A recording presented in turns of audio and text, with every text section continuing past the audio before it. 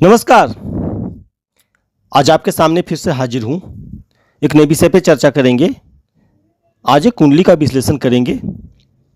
एक बहन का कुंडली है, उन्होंने भेजा है और ये जानना चाह रही हैं कि उनकी विवाह में देरी क्यों हो रही है। इसके साथ साथ वो ये भी जानना चाह रही हैं कि उनकी वैवाहिक जीवन कैसी रहने वाली है। तो इस पे चर्चा करेंगे, देखेंगे, विचार करेंगे। तो ये इनकी कुंडली रही और इनके सहमति से ही YouTube पे ये वीडियो डाल रहा हूँ, तो इस पर कोई विवाद नहीं होनी चाहिए।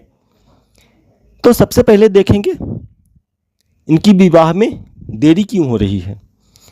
तो विवाह के लिए हम ये सप्तम घर देखते हैं कुंडली का और देखेंगे यहाँ पे 4 नंबर लिखा है और 4 नंबर का स्वामी होते हैं चंद्रमा। कर्क राशि का स्वामी चंद्रमा होते हैं। अब वो कहाँ बैठे हैं कुंडली में, तो कुंडली में पंचम भाव में बैठे हैं यहाँ पे।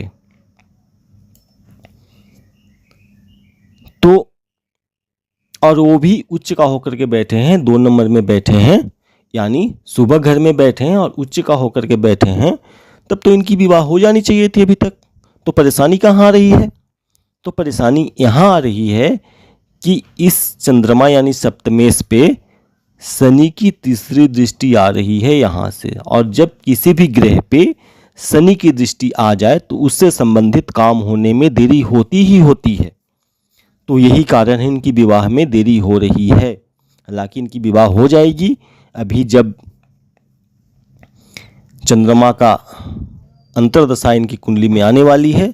जब वो अंतर्दशा आएगी तो इनकी विवाह 1 साल के अंदर हो जाएगी। अब देखेंगे इनकी वैवाहिक जीवन कैसी रहने वाली है। तो वैवाहिक जीवन के लिए हम लोग गुरु को देखते हैं और शुक्र को देखते हैं। महिला का देखना है तो गुरु का देखेंगे, पुरुष का देखना है तो शुक्र का देखेंगे। तो चूंकि ये महिला का कुंडली है तो हम लोग गुरु का विचार करेंगे। गुरु कहाँ बैठे हैं, इनके लगन में बैठे हैं और सप्तम भाव को देख भी रहे हैं। लेकिन निगेटिव कहाँ पे हो रहा है, यहाँ पे 10 नंबर लिखा है, यानी मकर राशि में गुरु नीच का हो जाते हैं। तो ये गुरु नीच का हो गए तो इनकी वैवाहिक जीवन में थोड़ी परेशानियां आएंगी। ठीक है, तो ये निगेटिव हो गया। इनके वैवाहिक जीवन के लिए गुरु थोड़ी परेशानियां पैदा करेंगे, तो ये निगेटिव हो गया। दूसरा देखेंगे, ये ससुराल के लिए हम लोग ये अष्टम भाव का विचार करते हैं और यहाँ पे राहु बैठे हैं। तो इनके ससुराल में राहुल जो हमेशा कन्फ्लिक्ट पैदा करेंगे, जो इनके वैवाहिक जीवन में कलह का एक कारण होगा।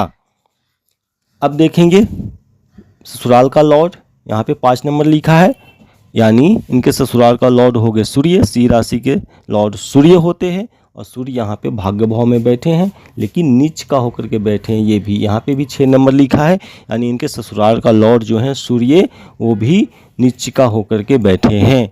तो यहाँ पे भी परेशानियाँ पैदा हो रही है। तो इनके स्पाउस के कारण इनकी वैवाहिक जीवन में थोड़ी कलह पैदा होने वाली है। तो इनको क्या करना चाहिए, तो सबसे पहले जुपिटर का व्रत यानी गुरु का व्रत इनको पूरी उम्र करनी चाहिए। गुरु की व्रत रखनी चाहिए ताकि गुरु शुभ हो जाए और इनके वैवाहिक जीवन में कोई अड़चन ना आने दे। ठीक है, उसके साथ साथ रुद्राभिषेक हमेशा करानी चाहिए। ये इनके सप्तमेश का जो लॉर्ड हो गए चंद्रमा, वो केमद्रुम दोष से भी पीड़ित हैं, क्योंकि दोनों तरफ कोई ग्रह नहीं है। और उसके साथ साथ शनि की भी दृष्टि है, यानी विष दोष से भी पीड़ित हैं। तो चंद्रमा भी इनके बहुत पीड़ित हैं। तो हमेशा हर महीने रुद्राभिषेक करवाएं, गुरु का व्रत रखें, उसके साथ साथ सूर्य को जल दें, तो इनकी वैवाहिक जीवन में भी कोई परेशानियां नहीं आएगी। तो उम्मीद है आपको समझ में आई होगी बातें। धन्यवाद।